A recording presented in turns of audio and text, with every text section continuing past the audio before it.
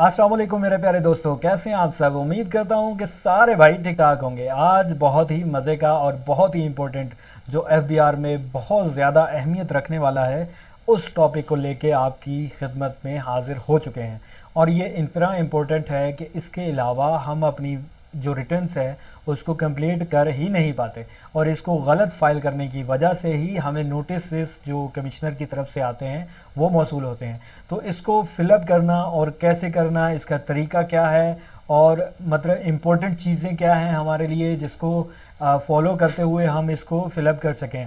तो wealth state में अपने असासे कैसे ज़ाहिर करने हैं, कितने करने हैं, कैसे करने हैं, ये सारी चीज़ें आज इस वीडियो में मैं बेहतरीन तरीके से आप लोगों को बताने वाला हूँ।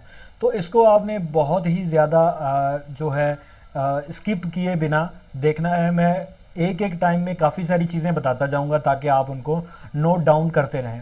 तो वेल्थ स्टेटमेंट को, इस वीडियो को अगर एक से दो मरतबा आप देखेंगे तो आपको कम्प्लीटली समझ भी आ जाएगा, और जो है आपकी क्यूरीज, आपके सवालात सारे जो हैं वो क्लियर हो जाएंगे। तो वेलकम कहते हैं आपको लिब्रा टैक्स कंसल्टेंट पे। बहुत मशहूर हूँ आप लोगों को, आपकी बहुत ज़्यादा मुझे मोहब्बत मिल रही है, बहुत लोग पसंद भी कर रहे हैं और बहुत लोगों ने रिक्वेस्ट की थी कि इस टॉपिक पे जो है वो वीडियो बनाई जाए। तो मैं आपसे हम्बली रिक्वेस्ट करूंगा कि प्लीज़ हमारे चैनल को सब्सक्राइब करें ताकि हमें हिम्मत मिले और भी अच्छी वीडियोस बनाने के लिए, और मैं आपके लिए अच्छी अच्छी वीडियोस लाता रहूं। प्लीज़ सब्सक्राइब के बटन को दबाइए और बेल आइकन को जो है ऑल पे ले जाके वो घंटी के बटन को ज़रूर दबाइएगा। अच्छा, इसके अलावा वीडियो को लास्ट में लाइक कीजिएगा, और कमेंट करना हो, अगर कोई क्यूरी हो तो लास्ट में कीजिएगा, पहले आप पूरी वीडियो देख लें। और बहुत ही इंपॉर्टेंट, बहुत ही चीज़ें मैंने आपके लिए क्यूरीज जो हैं वो क्लियर की हैं ताकि आप लोगों को परेशानी ना हो। अगर फिर भी परेशानी होती है कोई तो आप मुझसे बाद में कमेंट बॉक्स में या मेरे फ़ोन नंबर में जो नीचे डिस्क्रिप्शन में आपको मिल जाएगा वहाँ से आप पूछ सकते हैं। सिंपल यहाँ पे आके हमने FBR टाइप करना है और उसको एंटर कर देना है। तो हमारे सामने FBR की ये वेबसाइट आ जाती है, उसको हम क्लिक करेंगे। हमारे सामने कुछ इस तरह का जो है इंटरफेस आ जाएगा जो कि FBR की साइट है।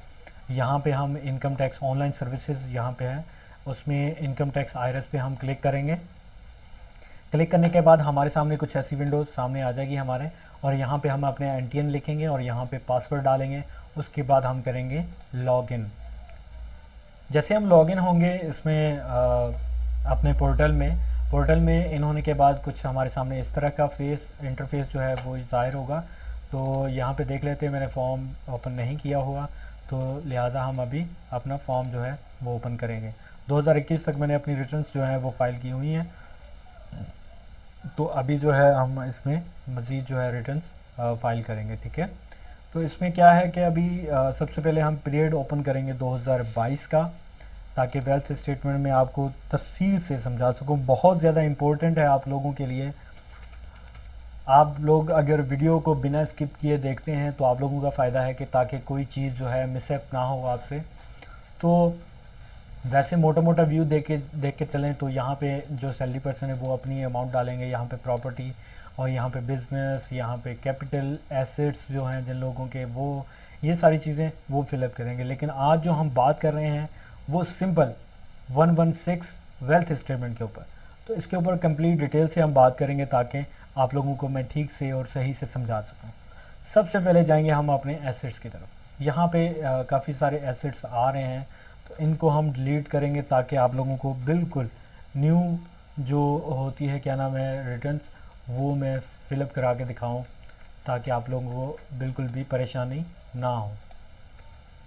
ठीक है, तो यहाँ से इसको भी डिलीट करेंगे, इसको भी डिलीट करेंगे, इस अमाउंट को भी हटा देंगे, यहाँ से इसको भी हटा देंगे, इसको भी हटा देंगे। ये मैंने पहले फिल किया हुआ, असल में जो 2000 जो है, क्या नाम है, 2021 है उसका डेटा आ रहा होता है प्रीवियस ईयर का, ताकि जो है इसको अगेन मतलब चलाने में मतलब आगे इसको बढ़ाने में मसला ना हो।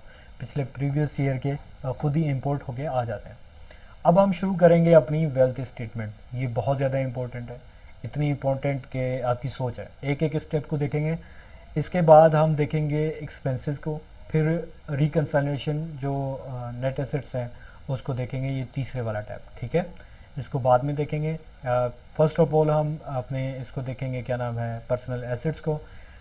सबसे टॉप पे आता है एग्रीकल्चर प्रॉपर्टी।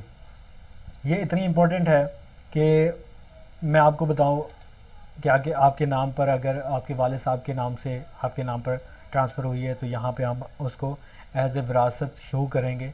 उसमें जो भी आप वैल्यूज़ लिख दें, जब आपके नाम पर ट्रांसफ़र हुई थी वो लिख सकते हैं। आप 100 रुपये भी लिख सकते हैं क्योंकि आपने परचेज़ नहीं किए।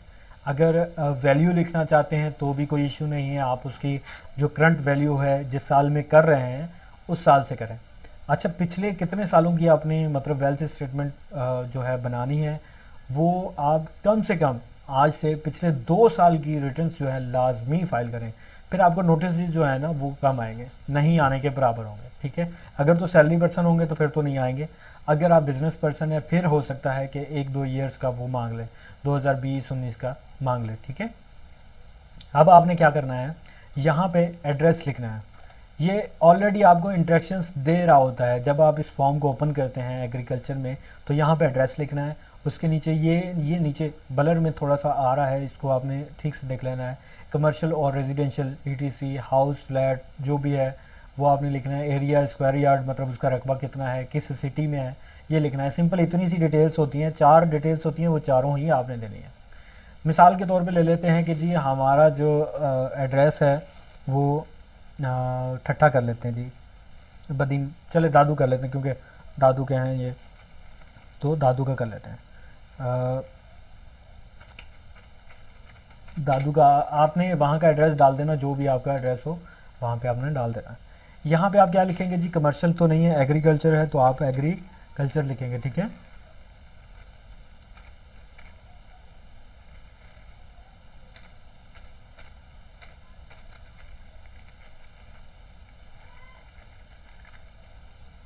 एग्रीकल्चर प्रॉपर्टी है आपकी।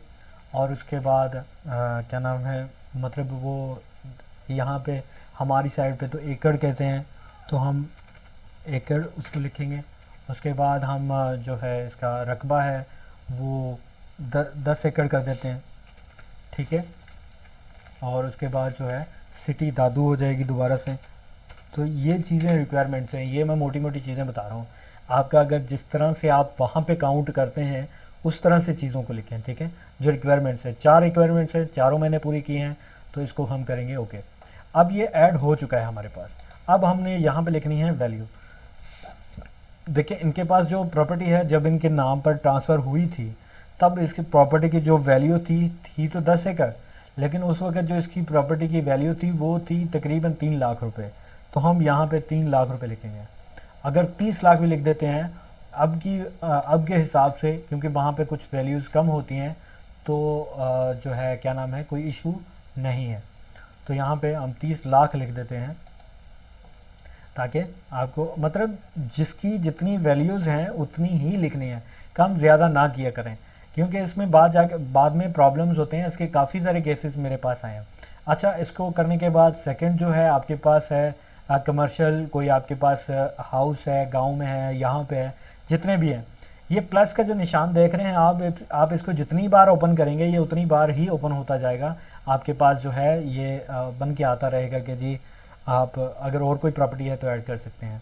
मैक्सिमम आप तकरीबन 9 से 10 तक डाल सकते हैं, इससे ज़्यादा नहीं। तो यहाँ पे आप डालें और इसको क्लिक करके यहाँ पे आ जाएं। यहाँ पे एड्रेस डालें, कोई भी XYZ।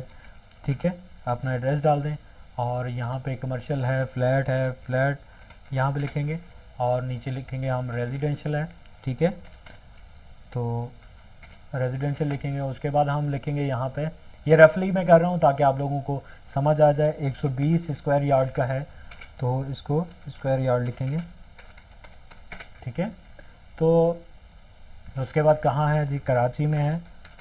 इस तरह से इसकी डिटेल जो है वो डालनी है हमने। ठीक है,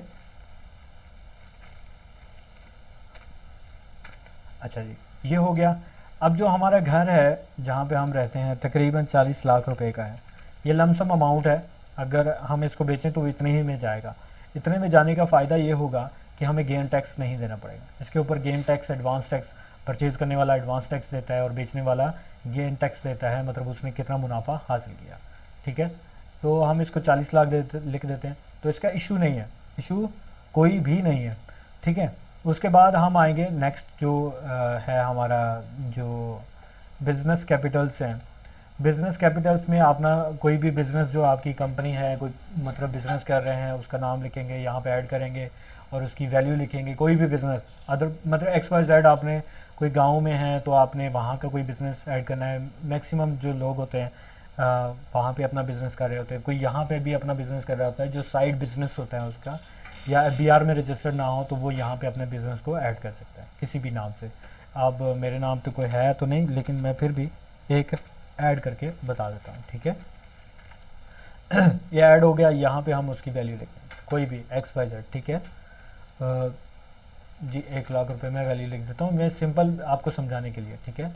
तो यहाँ पे इसको कैलकुलेट कर लेते हैं। यहाँ पे अमाउंट जो है वो कैलकुलेट हो रहा है कि जी आपकी कितनी अमाउंट हो चुकी है जो आपने मतलब फिलअप की है, ठीक है। सारे एसेट्स में करके बताऊंगा ताकि जिसकी जो भी एसेट्स हैं वो वही लिखे, दूसरे एसेट्स को ना लिखे। मतलब ऐसा नहीं है कि जैसे मैं लिख रहा हूँ आप भी ऐसे लिखें, ऐसा नहीं है। जो आपके पास एसेट्स हैं वो ज़रूर लिखें, उनको छुपाएं मत, तो ये आपके लिए फ़ायदा ही होगा। क्योंकि जिस तरह से सिस्टम डिजिटल होता जा रहा है, आपके एसेट्स, आपकी चीज़ों की डिटेल्स जो हैं वो एफबीआर को होती हैं। आप छोटी से छोटी जो ट्रांजेक्शन्स करते हैं उसका डेटा भी एफबीआर के पास होता है, ठीक है। तो इसके बाद हम जाएंगे जी, इक्विपमेंट है, नॉन बिजनेस है। ऐसे इक्विपमेंट्स होते हैं कुछ जो नॉन बिजनेस होते हैं आपके, मतलब बिजनेस के होते हैं, लेकिन मैं अब आपको मिसाल दूं कि आपके पास कुछ सामान है जो कि मतलब बिजनेस नहीं कर रहा, सिंपल एक स्ट्रक्चर की तरह पड़ा हुआ है और लेकिन वो किसी काम में नहीं आता, तो उसका अमाउंट आप ऐड कर सकते हैं। कुछ ऐसी चीज़ें, डिवाइसेस होती हैं, कंप्यूटर है, अब वो मतलब कंप्यूटर है ना आपके ऑफिस में पड़ा हुआ था, अब आपके पास पड़ा हुआ है तो वो कोई अभी के कोई काम का नहीं है, लेकिन इक्विपमेंट तो है ना, लेकिन नॉन बिजनेस है, आप उसके अमाउंट डाल सकते हैं। इसके अलावा कुछ जो भी डिवाइसेस हों आपके पास वो आप डाल सकते हैं इसमें, ठीक है। उसके बाद जो गांव में रहते हैं लोग, उनके लिए ये बहुत ज़्यादा इंपॉर्टेंट है कि उसके पास एनिमल्स कितनी हैं। होती तो नॉन बिजनेस ही हैं, वो कोई बिज़नेस तो करके दे नहीं रही होती, दूध दे रही होती हैं वो तो बहुत ज़रूरी है उनके लिए भी दूध देना। तो अभी जो है कि उनकी अमाउंट आप डालेंगे, सिंपल सिर्फ अमाउंट कितनी है, जितने भी एनिमल्स हैं आपके पास, सिंपल सिर्फ अमाउंट डालनी है कि वो कितने गए, ठीक है। यहाँ पे वो अमाउंट डाल देगा। अब आता है सबसे इम्पोर्टेंट चीज़, वो है जो बैंक के थ्रू आपने कोई भी चीज़ जो बैंक अकाउंट में है। देखिए इसमें सब चीज़ें आती हैं जो कि इस लाइन में लिखी हुई है, मैं आपको बताता हूँ। कोई इन्वेस्टमेंट है जो नॉन बिजनेस है, इन्वेस्टमेंट जो भी किया आपने जो नॉन बिजनेस हो वो। फिर अकाउंट में जो भी बैलेंस है वो लिख सकते हैं। एन्युटी, बॉन्ड, सर्टिफिकेट्स, ये सारी चीज़ें जो इस लाइन में हैं इसको रीड आउट कर लें। इसमें से कोई भी चीज़ आपके पास है तो वो आप यहाँ पे ऐड करेंगे, यहाँ पे इसको ओपन करेंगे, यहाँ पे अपने अकाउंट नंबर देंगे और उसके नीचे अपना अकाउंट है, बॉन्ड है, सर्टिफिकेट है, क्या है, उसके बाद करंट है या सेविंग है जो भी है, और नेम ऑफ इंस्टीट्यूशन मतलब किस बैंक में है वो लिखेंगे आप। ये सारी चीज़ें लिख के इसको ओके करेंगे तो आपके सामने आ जाएगा। मैं एक करके बता देता हूँ। मेरा अकाउंट है, सिंपल अकाउंट की मैं डिटेल्स डाल देता हूँ यहाँ पे। मैं ये अकाउंट है मेरा और जी सिंपल अकाउंट लिखूँगा, जो डिटेल्स वो मांग रहे हैं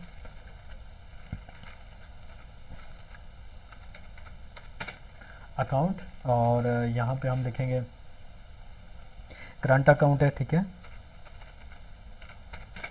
और इसके बाद हम लिखेंगे जी बैंक अल हबीब।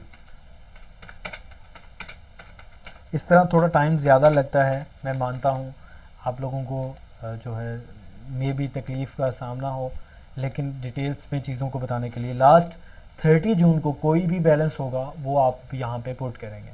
30 जून को, समझ रहे हैं। 30 जून को इसलिए क्योंकि क्लोजिंग होती है, उसमें जो एसेट्स होते हैं उसको मेंटेन करना होता है। बैंक में कितना अमाउंट पड़ा है वो एसेट्स हैं आपके, उसको आपने लिखना होता है। मेरे जी 17,000 रुपये पड़े थे, ठीक है, वो मैंने यहाँ पे लिख दिए 17,000 रुपये और यहाँ पे कैलकुलेट कर दिया। कैलकुलेट हमेशा 2 बार करना है ताकि अमाउंट जो है सही से कैलकुलेट हो जाए। अब इसके अलावा आगे चलते हैं, ये मैंने लिखे नहीं, चलें जी मैं एक अमाउंट लिख देता हूँ अपने नॉन बिजनेस जो इक्विपमेंट है उसमें 2 लाख रुपये, ठीक है। 2 लाख रुपए इसमें हो गए और एनिमल्स तकरीबन मेरे पास 10 लाख रुपए के हैं, वाकई में मेरे पास हैं गांव में, तो वो मैंने लिख दी यहाँ पे। तो इसको हम कैलकुलेट कर देंगे दोबारा, ठीक है। उसके बाद हम आएंगे जी नीचे, वो भी ज़्यादा इम्पोर्टेंट है। कोई चीज़ आपने मतलब कर्जे पे दी हुई है, ली हुई है, तो इस तरह के जो भी सिक्योरिटीज़ या कोई रिज़र्व की हुई अमाउंट आपकी, वो आप यहाँ पे लिखेंगे। इस अमाउंट में, ठीक है। वो अमाउंट आप यहाँ पे लिख देंगे। एक मिसाल ले लेते हैं जी, किसी को आपने दिया है, उसका CNSE नंबर लिख दें, XYZ कोई भी, उसका नाम लिख दें, उसका सन ऑफ लिख दें, ठीक है। तो सन ऑफ लिखने के बाद उसका मतलब जो भी XYZ उसको यहाँ पे लिख के तो वो अमाउंट डाल दें जो आपने उसको दी है। उसकी एक मिसाल मैंने 1 लाख रुपए उसको दिए हैं, तो वो मैं यहाँ पे लिख के कैलकुलेट कर दूँगा, ठीक है। अच्छा, ये अमाउंट यहाँ पे आ गई। अब तकरीबन मेरे पास 84,17,000 रुपये जो एसेट्स हैं वो हो चुके हैं। अब मुझे पता भी होना चाहिए कि मैं क्या लिख रहा हूँ, कैसे लिख रहा हूँ, ये सारी चीज़ें। अब आती है गाड़ी की बारी, कि जो भी आपके पास व्हीकल्स है वो आपने यहाँ पे ऐड करनी है एक एक करके। आपके पास 10 गाड़ियाँ भी है, 10 गाड़ियाँ आप लिख सकते हैं, ठीक है। यहाँ पे आप ऐड करेंगे। सबसे पहले उसका रजिस्ट्रेशन नंबर लिखेंगे, ABC-1 2 3 4, ठीक है। कोई भी गाड़ी है आपके पास। यहाँ पे नीचे ऑप्शन आ रहे होते हैं कि प्राइवेट और commercial, make, model, engine capacity, ये 4 चीज़ें आपने उसको बतानी है। रजिस्ट्रेशन नंबर ही सब कुछ होता है, उससे सब चीज़ें डिटेल्स मिल जाती हैं उनको। बाकी की डिटेल्स जो होती हैं वो यहाँ पे होती हैं। आप उसको लिखेंगे जी प्राइवेट है, मेरी खुद की यूज़ की है, ठीक है। और जो भी चीज़ें आपने यहाँ पे लिखनी है XYZ, वो कैपेसिटी वगैरह सारी चीज़ें आपने यहाँ पे ऐड करनी है। उसके बाद ये गाड़ी मेरी तकरीबन है जी बाइक है, तो उसके हिसाब से अगर आपकी कोई गाड़ी है, मैं 5 लाख लिख देता हूँ जी, मेरे पास मेहरान है तो मैं 5 लाख वो लिख देता हूँ, ठीक है। ये भी ऐड हो गया। ये ऐड होने के बाद नेक्स्ट जो है हमारे पास, ये जो ऑप्शन है ये बहुत ज़्यादा इम्पोर्टेंट है। आपके पास कोई भी गोल्ड एसेट्स जो आपकी पोजीशन में है वो आपने लिखना है, ठीक है। इसमें गोल्ड जो है मैं जो रिकमेंड करता हूँ अपने क्लाइंट्स को या किसी को भी, वो 5 तोला से कम ही, क्योंकि इसके ऊपर भी टैक्स लगता है। जब इसकी अमाउंट बढ़ती है तो इसके ऊपर टैक्स लगता है, तो वो टैक्स आपको पे करना पड़ता है। ये सारी चीज़ें आपने रखनी है, ठीक है। तो मैं जो रिकमेंड करता हूँ अपने क्लाइंट्स को, वो 5 तोला तक करता हूँ, कि 5 तोला से ज़्यादा कुछ भी मतलब शो ना करें, क्योंकि इससे ज़्यादा शो करेंगे तो आपको वो उसमें टैक्स में पकड़ सकते हैं FBR वाले। तो जी ज्वेलरी है, गोल्ड ज्वेलरी में है, किसी भी शेप में है, आप उसको यहाँ पे टाइप करें और नीचे उसका कितने ग्राम है, कितने तोला है, मैं जी लिख देता हूँ 5 तोला, ठीक है। और गोल्ड लिख देता हूँ, ठीक है। लिख के इसको मैं उठा देता हूँ, ओके। और 5 तोला आज के हिसाब से 5 लाख रुपए, या आप जिस ईयर में कर रहे हैं उसका आपको पता होना चाहिए कि उस ईयर में उसकी अमाउंट क्या थी, तो उस हिसाब से उसको करेंगे, ठीक है। तो हाँ, ये बहुत ज़्यादा इम्पोर्टेंट है यहाँ पे चीज़, कि कोई अभी कर रहा है लेकिन उसके पास चीज़ें कुछ पिछले सालों में थी, तो वो 2000, अगर मतलब आपके पास 2010 में कोई चीज़ थी तो आपने 2010 के मुताबिक ही चीज़ को ऐड करना है, ताकि अगर आपको पिछली रिटर्न्स फाइल करनी पड़े तो उसमें अमाउंट ज़्यादा ना हो, उसके वहाँ से मेंटेन हो के अमाउंट यहाँ तक पहुँचे, ठीक है। तो उनको किस तरह से मेंटेन करना है पूरे सालों को, वो भी मैं आपको एक अलग से वीडियो बना दूंगा, कि वो उनको उसके रेशो को और उस अमाउंट को कैसे कैलकुलेट करके आप यहाँ तक पहुँच सकते हैं। अगर आपने 2020, 21, 22 का किया है तो 2014 से भी आपको रिटर्न्स फाइल करने हैं, तो आप किस तरह कर सकते हैं, ये सारी चीज़ें मैं इंशाल्लाह आपको बता दूंगा। वैसे मेरी वीडियोज़ हैं लेकिन वो इतनी ज़्यादा डिटेल्स में नहीं है, अगर देखना चाहें तो देख सकते हैं आप, ठीक है।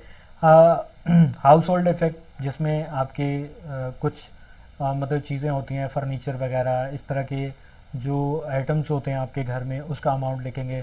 मतलब कोई भी चीज़ है आपके घर में पड़ी हुई तो वो आपके हाउस होल्ड इफेक्ट में आएगी। आपकी वॉशिंग मशीन है, आपका फर्नीचर है, आपके जो बर्तन हैं, वो जो भी चीज़ें हैं वो सारी हाउस होल्ड इफेक्ट में आएंगी, ठीक है। इसकी हम जो लिखेंगे 10 लाख रुपए, एक आम आदमी का इतना ही बजट होता है कि वो जो है मतलब इतनी अमाउंट जो है अफोर्डेबल है, ठीक है। चलें जी, 10 लाख इसके हो गए। अब जी नेक्स्ट बहुत ज़्यादा इम्पोर्टेंट है, वो है पर्सनल आइटम के हिसाब से, सही है। पर्सनल आइटम्स के हिसाब से इन कोड्स को भी याद रखेंगे तो आपको याद रहेगा। लेकिन पर्सनल आइटम में जैसे आपका मोबाइल, आपकी कोई ऐसी चीज़, ऐसी डिवाइसेस जो आपकी पर्सनल है, कोई अंगूठी है, कोई चीज़ है, कोई चेन है, इस तरह से जो भी उसकी अमाउंट बनती है, कोई एक्सपेंसिव चीज़ है, उसको आप लिख सकते हैं यहाँ पे। मैं जी लगा लेता हूँ, मेरे पास 1 लाख रुपए का मोबाइल है तो मैं यहाँ पे लिख दूँगा। आपके पास जितने भी मोबाइल हो वो आप यहाँ पे लिख सकते हैं आराम से। अच्छा जी, उसके बाद ये आपके पास है कैश, जो कि नॉन बिज़नेस है। जैसे घर में कोई कैश पड़ा हुआ है, जो बिज़नेस तो नहीं कर रहा, सिंपल घर पे पड़ा हुआ है, तो 3 लाख रुपए मैं इसमें डाल देता हूँ, ठीक है। इनको मेंटेन करने में कोई हर्ज नहीं है, लेकिन जो चीज़ आपके पास हो सिंपल सिर्फ उसको ही मेंटेन करें और ज़्यादा चीज़ों को यहाँ पे मेंटेन करेंगे। अब ये वाला जो सेक्शन है 7013 जो है एनी अदर एसेट्स, अगर आपके पास कोई ऐसी चीज़ है जो यहाँ पे नहीं है तो आप उसको यहाँ पे शो कर सकते हैं। जैसे कि गोल्ड तो लिखा हुआ है लेकिन आपके पास ज्वेलरी है सिल्वर की, चांदी की, किसी और धात की, तो वो उसको आप यहाँ पे शो कर सकते हैं। आप यहाँ पे कुछ भी डिटेल उसकी दे के यहाँ पे लिख सकते हैं कि ये हमारे पास एसेट्स हैं। कुछ ऐसी चीज़ जो यहाँ पे नहीं है, इनमें नहीं है, तो वो आप यहाँ पे लिख सकते हैं। मैं जी ज्वेलरी लिख देता हूँ यार, ताकि जो है आपको समझ आए। ज्वेलरी हो गई, ज्वेलरी जी 1 लाख रुपए की है जो मैंने ली है, चांदी की है, ठीक है, ये मैंने इसको कर दिया, ठीक है। उसके बाद जो है जनाब आखिरी जो रह जाता है आपका, एसेट्स तो आपके हैं लेकिन हैं किसी और के नाम पे, वो आप यहाँ पे शो कर सकते हैं, ठीक है। उसकी भी डिटेल्स, सारी डिटेल्स देंगे जो भी उस प्रॉपर्टी की बनती है। चलें इतनी फिल की है तो ये भी कर देते हैं। चलें जी XYZ मेरे भाई के नाम पर है, ठीक है, तो उसके नाम पर कितनी कौन सी प्रॉपर्टी है उसकी डिटेल कितनी है उसकी डिटेल कर दें, ठीक है, और क्या मतलब चीज़ है उसको लिख दें। उसके बाद उसको ओके कर दें। बस इतनी सी डिटेल्स बहुत होती हैं। तो यहाँ पे उसकी अमाउंट और वैल्यू लिख दें, 10 लाख लिख देते हैं जी, ठीक है, मसला नहीं है अगर चीज़ है तो। अब जो मेरे एसेट्स हैं वो 1 प्लस हो चुके हैं, ठीक है, 1,10,17,000 रुपये मेरे एसेट्स जो हैं वो हो चुके हैं। अब ये सारी चीज़ें मैंने डिटेल से बताई आपको। अब ये हो गए एसेट्स में, ठीक है। अब हम जाएंगे एक्सपेंसेस की तरफ। एक्सपेंसेस में अगर तो आप रेंट पे रहते हैं तो रेंट डालें, ठीक है।